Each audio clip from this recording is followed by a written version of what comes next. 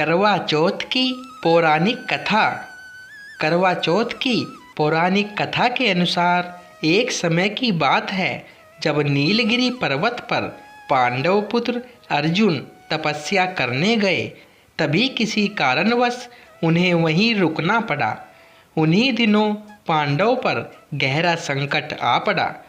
तब चिंतित व शोककुल द्रौपदी ने भगवान श्री कृष्ण का ध्यान किया तथा कृष्ण के दर्शन होने पर पांडव के कष्टों के निवारण हेतु उपाय पूछा।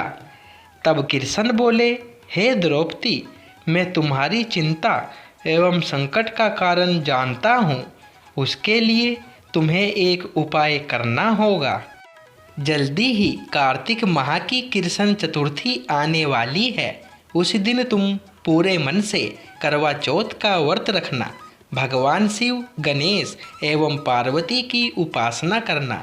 तुम्हारे सारे कष्ट दूर हो जाएंगे तथा सब कुछ ठीक हो जाएगा। कृष्ण की आज्ञा का पालन कर द्रौपदी ने वैसा ही करवा चौथ का व्रत किया। तब उसे शीघ्र ही अपने पति के दर्शन हुए और उसकी सारी चिंताएं दूर हो गई। जब माँ पार्वती द्वारा भगवान शिव से पति की दीर्घायु एवं सुख संपत्ति की कामना की विधि पूछी, तब शिव ने करवा चौथ व्रत रखने की कथा सुनाई थी। करवा चौथ का व्रत करने के लिए श्री कृष्ण ने द्रौपदी को निम्न कथा का उल्लेख किया था। पुराणों के अनुसार करवा नाम की एक पतिव्रता धोबिन अपने पति के साथ तुंगभद्रा नदी के किनारे स्थित गांव में रहती थी। उसका पति बूढ़ा और निर्बल था।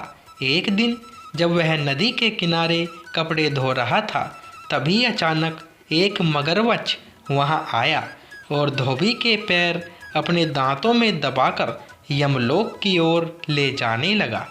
वर्धपति यह देख घबराया और जब उससे कुछ कहते नहीं बना तो वह करवा करवा कहकर अपनी पत्नी को पुकारने लगा।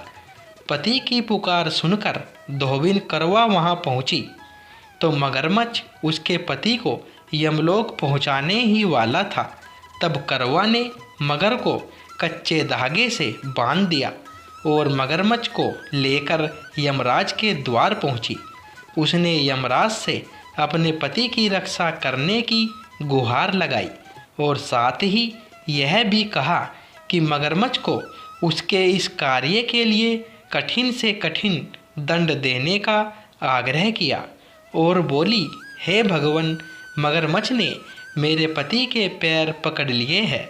आप मगरमच्छ को इस अपराध के दंड स्वरूप नरक भेज दे। करवा की पुकार सुन यमराज ने कहा, अभी मगर की आयु शेष है, मैं उसे अभी यमलोक नहीं भेज सकता।